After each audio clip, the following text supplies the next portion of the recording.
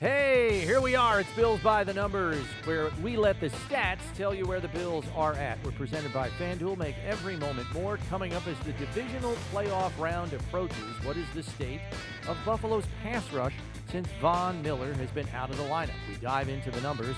Dave Lapham, former Bengals offensive lineman, joins us to talk Bills-Bengals, and we'll have our one burning question. Let's get off the ball!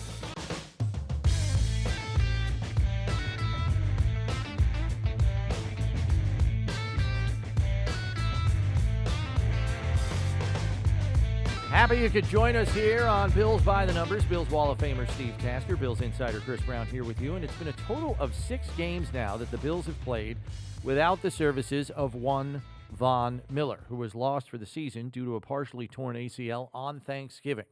Over the last 6 games, what is your assessment of the effectiveness of Buffalo's pass rush in Miller's absence, Steve? It started out really well. I think now it's a little bit. It's better than it was last year without Von Miller, but it's not as good as it is with him. Right. I mean, the guy is a Hall of Famer, and he's a winner. And I think his presence also has changed. When he was on the field, it changed the offensive philosophy about protecting against the Bills' front. They moved towards Von. They chipped Von. They double-teamed Von, which left Ed Oliver, Daquan Jones, Tim Settle, and, of course, A.J. Epinesa, Brousseau, and the rest with single guys.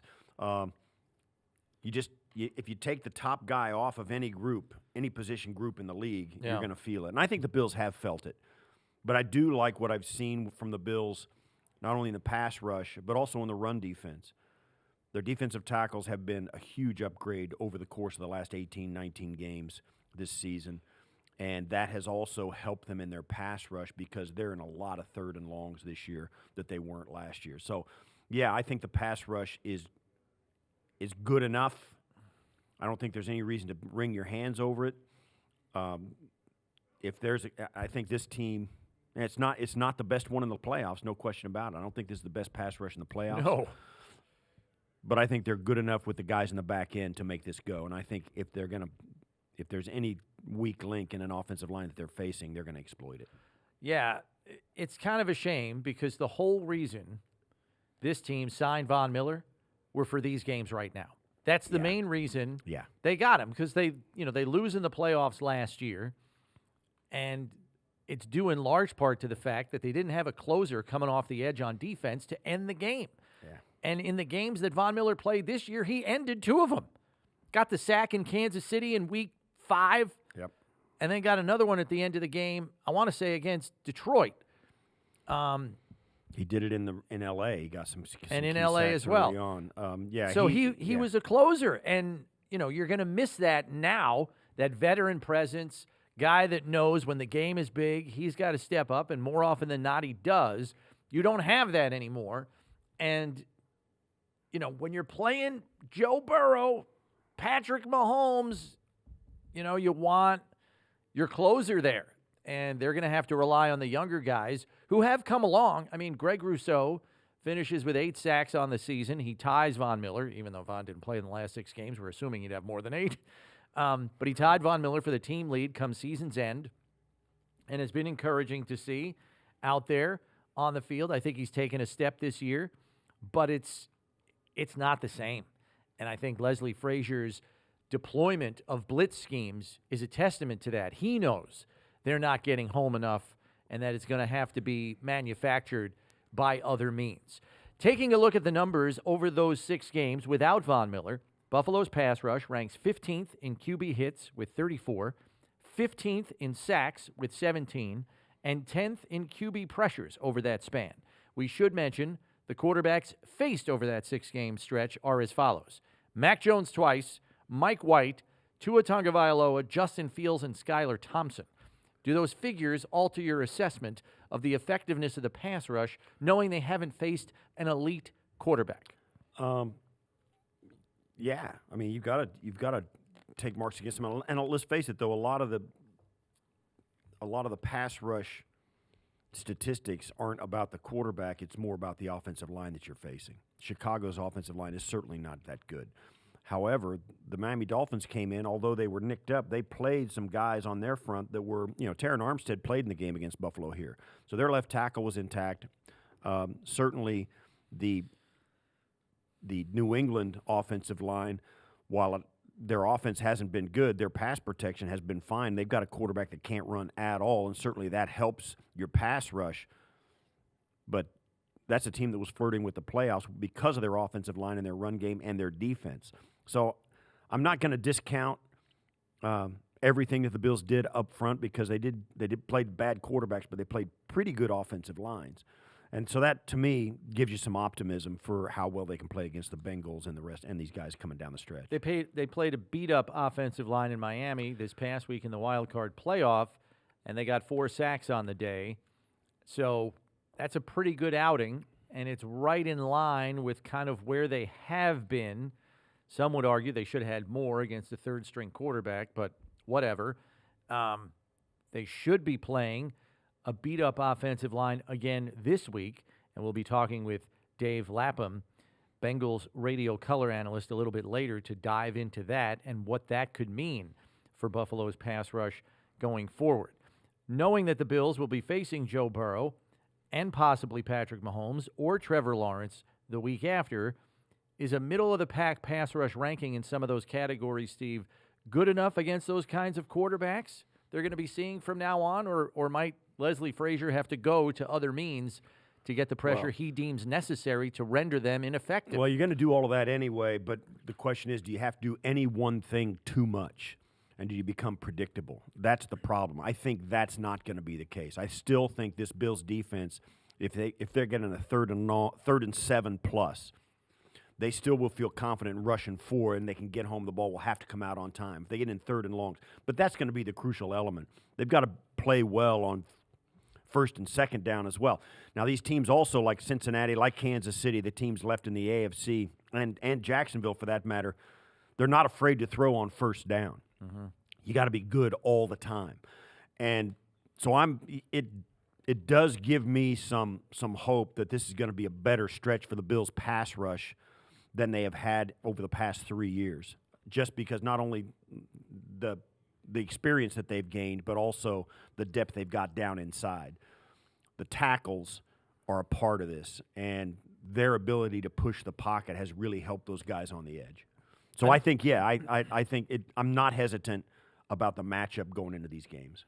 I'm just wondering how far Leslie Frazier feels he has to push it in terms of being creative, exotic, if you will, because the Chiefs already played the Bills once, and I don't want to get ahead of ourselves. They got to take care of the Bengals this week.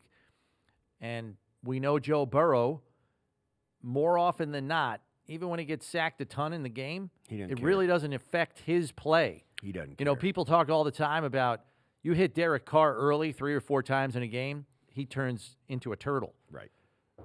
Joe Burrow does not. Yeah. He is unaffected. Joe's unaffected by hits. Bless his heart. And so I'm curious how that's going to impact the approach this weekend in the game. That's the thing that I'm wondering. And does Leslie Frazier have to do something a little bit different to make it difficult for him in another way? Yeah, when you're playing, though, when you're coaching and playing, you're not counting on – you certainly see it in the run-up to the game, but you don't count on a quarterback turning into somebody else or affecting his play mentally. It's always about the play in front of you. You got to affect him. You got to scare him off this throw.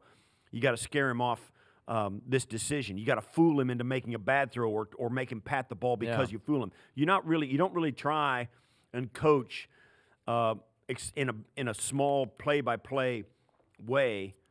You're not trying to affect the quarterback that way. Certainly, if it happens, you take advantage of it. But they're going to try and get to him. If they sack him 20 times and he gets up like none of them hurt, you're still going to get after him. And if he starts to turtle or starts to get skittish, you're not going to change anything either. Certainly, you can get some benefit from it, but you're not coaching that way. So, yeah, the fact that Joe gets up after sacks, same thing with Josh. Sometimes they get better. Yeah, some guys like Gets the adrenaline going. Guys like Joe Burrow and Josh Allen, you sack them in some ways. Sometimes it's like you kind of wish you didn't. Yeah, later. You woke up the sleeping giant kind of thing. So these are the kind of guys you're playing against now. I don't know about Trevor Lawrence. We haven't seen him yet, but Pat Mahomes, Josh Allen, and Joe Burrow, you hope you have success against them, certainly. But you know this, they're not going anywhere. Yeah. They're going to get better as the game goes on, and they're going to think their way out of problems. As far as effectiveness, Von Miller was the most effective when it came to pass rush win rate for the Bills. He finished the season ranked 6th in the league in that stat with a win rate of 23%. Looking at the individual pass rush stats for the Bills, the most effective pass rushers with the most production per snap have been A.J. Epinesa, Shaq Lawson, and Greg Rousseau. But in games that are going to be close, which could be this weekend, who do we think stands the best chance of being the closer that they signed Von Miller to be? I think it's going to be Greg Rousseau. I think his length and his ability to get off the edge is the key. And let's face it, these two tackles may be both for the Cincinnati Bengals may be backup tackles. Jonah Williams may be able to come back in. I'd almost be surprised if both Kappa and Jonah Williams are not playing. Lyle Collins is not an option. He's not going to get back on the field. But those two guys, I would be surprised if both of them. I think one of them or maybe both of them may give it a shot. But I think Greg Rousseau is the guy that I would watch more so than anybody. And in fact, in addition to those three guys, it may be Ed Oliver down inside. I think he's an issue for a guard who's not that mobile, and a backup guard, you would think that's exactly who he's going to get. Yeah, I'm kind of hoping Ed shows up here because we haven't really seen him be a major headache for a team since the Detroit game. Right. Gets Goff for a safety in the end zone. You know, he's up for Defensive Player of the Week honors. I'll say this. That kind of thing. So I would hope that's the case, but I'm kind of in your boat, Steve. I like Rousseau to be the replacement closer here. He's going to be facing a backup in Hakeem Adeniji, who we know has started 4 games, counting the playoff game, at right tackle. So he's probably pretty settled in at this point. How effective he's been, we'll have to wait and see. And if they feel it's a problem matchup, they're going to stick a tight end over there, or they're going to bring him back out to chip, Rousseau a little bit. So maybe if he gets some extra attention, maybe it does open something up inside for Ed. I'll say this about Ed Oliver that you mentioned. His stats, as a defensive tackle, a lot of times their stats are not going to be like a defensive end's stats. Certainly Aaron Donald's an exception to that. He gets a lot of sacks. But Ed, over the course of the last month and a half, since the Thanksgiving game, he has made some plays that he didn't get credit for. He'll penetrate and get through there, scatter the offensive backfield and let Greg Rousseau or somebody else have him. He'll scatter the quarterback. He's really been disruptive, and he'll get in the backfield and be standing back there, and everybody's scattering out. Yeah. He's like throwing something into a room full of rats. I mean, they scatter when he gets back in the backfield, right? And somebody else will run him down and make a play. So he does a lot of that. He's really disruptive, although his stat line, you don't see that too much. He had 2 sacks in the Christmas Eve game against Chicago and had 1 taken away from him, which he was not happy about after the game. And he also leads the team in quarterback hits. So I'm not saying I didn't mean to indicate he wasn't productive. He has been, but we just haven't seen him take over a game like we did on Thanksgiving against the Lions. We expand this pass rush conversation now and take a closer look at Bills-Bengals in the divisional playoff with former Bengals offensive lineman Dave Lapham, who is also the Bengals radio color analyst. All right, Dave, a lot can change in 3 weeks when these two teams were supposed to meet. Now it's for a lot more on the table in the divisional playoff. It's win or go home, as you know, and some things have changed with respective lineups, most notably the offensive line, an area you're pretty familiar with, some injuries there for the Bengals to deal with. How much could that potentially change, how they call things on the offensive side of the ball, knowing it did kind of change their approach against Baltimore when the injuries happened last week? Yeah, and I think it's one of the 3 big keys. I mean, in my mind, it's always turnovers, red zone. Red zone is always a big determining factor in every game, in my opinion. And then this week, it's like 1A, 1B, 1C. With the 1C would be protection pressure. Which football team is going to be able to protect their quarterback and will the Bengals be able to do it with three new guys in the offensive line? The only guys that have played right next to each other during the course of the season now are rookie Volson at left guard and Karras the center. Every other grouping, every other pairing is a new dynamic, and they've played together a very limited number of snaps. I mean, the football gods were cruel to them all year long for 15 games. The entire offensive line played every snap together, did not miss one snap. And then boom, 3 straight games, boom, boom, boom. You lose both tackles and you lose one of your guards. Just an unbelievable. I've never seen it before. I don't know many people that have ever seen that happen before. So, yeah, it's going to be all right. Well, the problem that they're going to have is that the Bills can get pressure with just 4 guys, and the 5 can't handle those 4. And then they have to put a back in there to chip, or a tight end in there to slow block, and then slide the line to help and slow block with the. If you have to use all those players to help protect the quarterback, you got like 3 or 4 guys out in a route with 7 guys in coverage. You can just about double everybody. So it's going to be very, very interesting in my mind.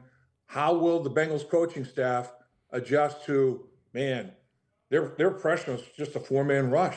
Our 5 guys can't handle their 4. What are we going to do? I think that's a big key. And then if they do start to blitz, if the Bengals can handle the 4-man rush and they start to blitz, what kind of an adjustment will be made? So the chess match of how many bodies they're going to have to use in protection to handle any pressure packages that Leslie Frazier and Sean may come up with, and then the other side of it, will they be able to pressure, Josh Allen enough? I mean, he's a big guy. He can create and extend. I think that's going to be very interesting. Will Hubbard and Hendrickson and others be able to pressure the quarterback without having to blitz? I think that ends up being a big key in this football game, no question. Yeah, and these two teams, there's no question. You get to this point, the divisional round, the NFL, particularly these two teams, because you're well-rounded. You look at how good the Bengals defense has been, and you look at and the Bills and their fan base have taken great pride in how good the Bills defense have been. You look at the rankings, and man, oh man, they are close. I mean, both these defenses statistically have been very solid this year. I think you're right. In your first remarks, you said which one of these defenses and how you think it'll happen that can thrive or create some sort of turnover that will change the game. Because you're right, I mean, even in this game last week against the Dolphins, it was the turnovers that kept the Dolphins in it. And when the Bengals get into trouble, it's because they turn it over. How do you think these defenses can manufacture it against these two really good quarterbacks? Yeah, that's a great point, Steve. I'm looking at the game, the stats after the game, and it's like, man, Josh got sacked 7 times and he had 3 interceptions, and they won the game. I wonder if that's ever happened before. Well, I guess it hadn't, in playoff history. So it's amazing it had answers to it, even with the turnover problems and everything. The one thing that the Bengals have done a great job of, and there was another example of it this last game against the Baltimore Ravens, they never quit on a play. A guy up and over, and Huntley's trying to extend the ball. He's trying to bring out his inner Trevor Lawrence, and go up and over and extend it, and boom, out it comes. Pratt and then Logan Wilson smacks it out of there, and away you go. 98-yard fumble recovery touchdown, the longest fumble recovery touchdown in playoff history. But it's like Jesse Bates makes a tackle after a 35-yard run, makes a tackle at the 2-yard line, knocks him out of bounds. That set up the goal line stand. So, it's like hustle plays, making plays, and then forcing turnovers. They had a red zone turnover that they had to have down the stretch in their 8-game winning streak. If they don't take the ball away in the red zone, they're going to lose that football game. They take it away. Another 47-yard pass down the football field in a game. The pass happens, it's a 47-yard play, flip the field, but they rip the ball out, when they're tackling them, taking them to the ground. So their whole deal is it's all about the ball. And they have turnover drill after turnover drill. They show, video clips after video clips. And their whole emphasis is turnover, turnover, turnover. Last year's run in the playoffs, in the 4 playoff games they had, they won 3 and then lost the Super Bowl. They had 9 takeaways in 4 games. And they had 2 takeaways in the first game against Baltimore. They won the turnover battle 2-1, and the one was a defensive touchdown. So it's like they know that you have to win the turnover battle. The bigger the game, the more important it becomes. And they really have a big focus on it. And that'll be their MO against Buffalo on the road for sure. Last one I've got for you, Dave. We talked about which team can get pressure on the opposing quarterback. You look at it, the Bills only had 40 sacks this year. Losing Von Miller on Thanksgiving was a costly loss for them. They've had to use a few more blitz schemes to generate more pressure, and Leslie Frazier has tried to mix and match those as best he can. The Bengals only had 30 sacks this year. I know Hubbard is a grinder. So, too, is Hendrickson. They get production. But what has been the MO for those guys consistently generating pressure as a defensive front? Does Anarumo have to go to the blitz time to time? I mean, what have you seen from them in terms of generating consistent pressure week to week? Yeah, I think that he definitely leans on the H boys, Hendrickson and Hubbard. He feels like he gets consistent edge pressure, from those guys. The best interior pass rusher is B.J. Hill. He'll get significant inside pressure. DJ Reader will definitely push the pocket.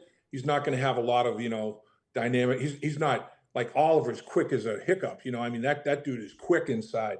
That's not DJ Reader is more of a bull, and he will. Lou Anarumo will mix his pressure packages. There's no question about it.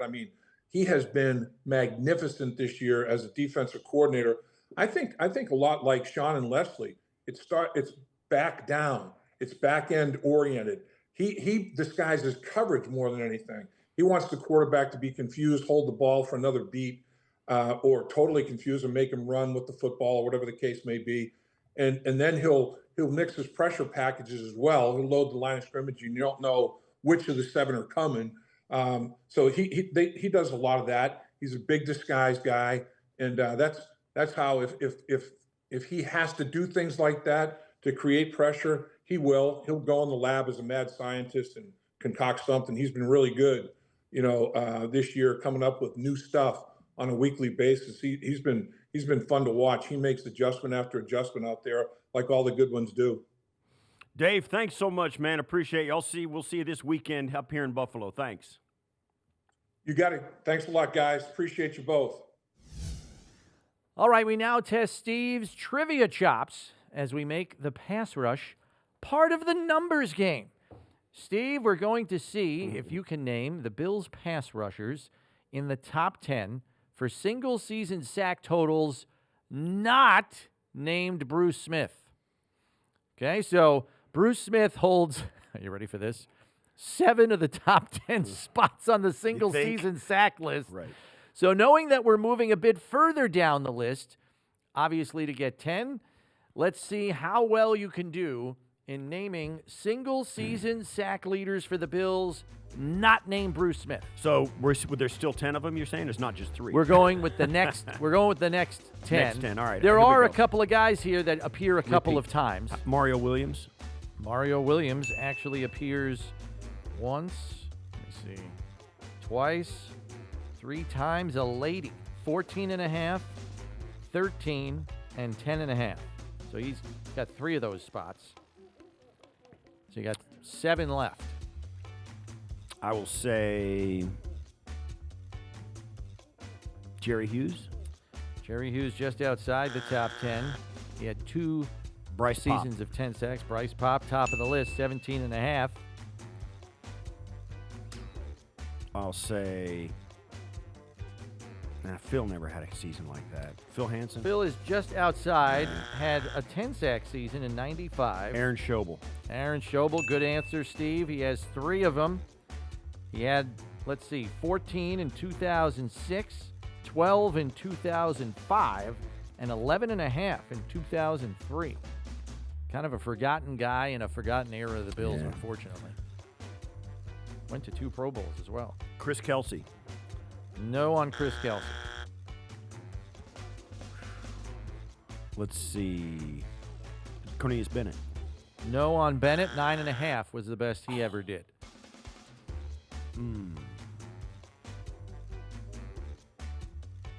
Let's say, defensive ends. Who do I? There is a There is basically the remaining 3 that you have to get, they're all one-hit wonders. Right. So they had a big sack season one season, and I will tell you this as well. Who was there with? All of them are from this century of football. Right. Who was on that line with Mario Williams? I can't even remember. Schobel. You're on the right track. Not Kyle Williams. There you go. Kyle Williams, 10.5 in 2013.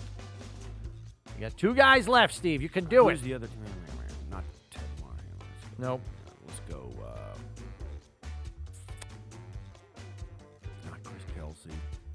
One of these guys was a draft pick. He was only here for his rookie contract, then signed a free agent deal elsewhere. Marcel Darius.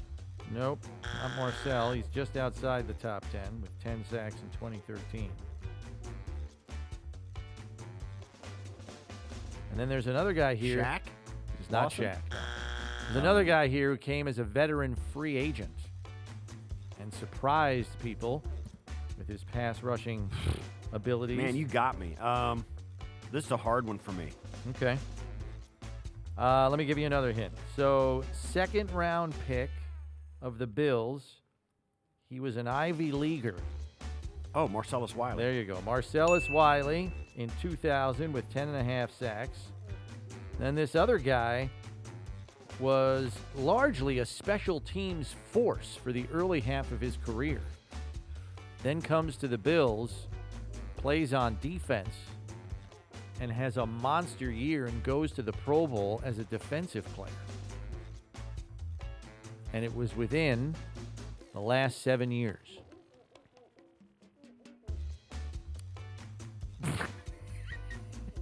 Gonna kick yourself. Defensive player.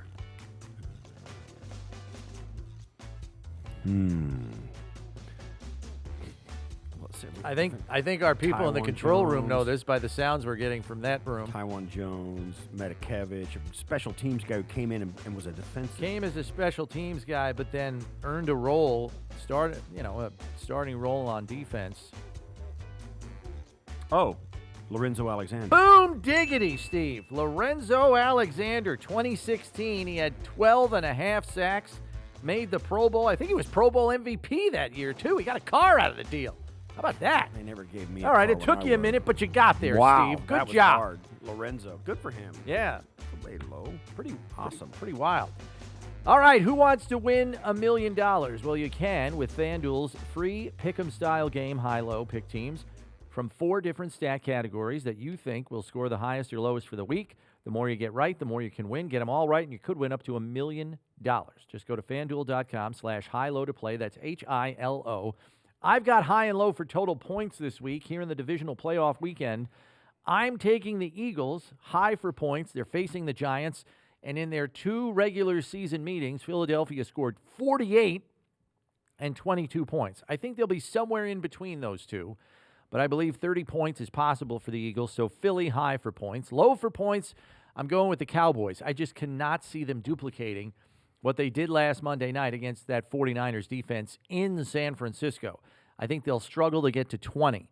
So Dallas low for points for me. All right, I'm going to take high for passing yards. No team left in the playoffs is more dependent on their quarterback's arm than the Kansas City Chiefs. I think they're third in pass attempts this season. They're going to roll up passing yards against the Jacksonville Jaguars. Low for passing yards, I'm taking the 49ers.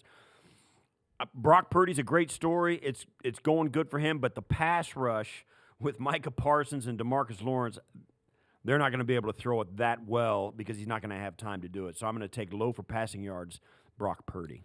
Okay, player high for receiving yards. I've got A.J. Brown of the Eagles. The Giants are middle of the pack against the pass this season, but Brown is an alpha male who I think is determined to get his. So I like A.J. Brown. High for receiving yards, low for individual receiving yards. I'm taking the Giants' Darius Slayton. He's put together a nice season, but he's been sliding down the pecking order in the Giants' receiving core. Even Isaiah Hodgins has moved past him as an option. So Slayton, low for receiving yards this week. Yeah, and I think high for rushing yards. It's tough to go between the Niners and the Eagles. I think they're the obvious choices, but I like the Eagles' Miles Sanders. New York was 27th against the run this season. Sanders got 144 yards and a couple of touchdowns in their first meeting with the Giants. So I like Sanders for the high. And for the low, I'm going to go with Buffalo, Devin. The Bengals are a top 10 run front, and the committee approach that Buffalo uses, it's all about the opportunities that he's going to get. He's not going to get that many and neither it's is a James volume Cook. It's choice. a volume choice. So the way Buffalo plays their offense, I'm going to go low with Devin Singletary on rushing yards, individuals. All right, that's high-low and our picks for the week. Time now for our one burning question. Which defensive front, Steve, will have more sacks in the Bills-Bengals divisional playoff? Just so you know, Bills had 40 sacks on the season. Bengals had 30. Yeah, I think Buffalo, you got to say Buffalo on this one. I think this one goes because of the problems that the offensive line of the Cincinnati Bengals have had. And the Bengals, to me, they have to throw it. They don't run the ball as well as Buffalo has this regular season. Yeah. Both in yards per game, yards per rush, all of that stuff. Buffalo runs the ball better than the Bengals do, and they got to throw it to win. So you're going to get some opportunities to rush the passer. They've got a depleted offensive line, and Joe is slippery as all get out back there, but it's a different cat. So it's Buffalo all the way. Josh is a hard guy to sack. Now they showed some problems last week handling the zero blitz against the Dolphins, and you may get some of that from Cincinnati, but I think over the course of 60 minutes, I think Joe Burrow will hit the ground more than Josh will. Yeah, I tend to lean that way as well. The offensive line can't be dismissed. It's a factor. Even if they get one of those two guys back, they still have a backup at right tackle who's been playing the last 3-4 weeks. That's a problem, especially when you get to this level of playoff football. I think Greg Rousseau is going to step up and have a day. And as you mentioned, Burrow can move around a little bit, but not the way Josh can. So I think the Bills' defensive front will have more sacks in this divisional playoff. That'll do it for this edition of Bills by the Numbers. Be sure to subscribe on your podcast platform so you know when the next episode is out. And remember, when you need to know about the Bills, you need to check Bills by the Numbers. For Steve Tasker, I'm Chris Brown. Thanks for listening. We'll see you next time, everybody.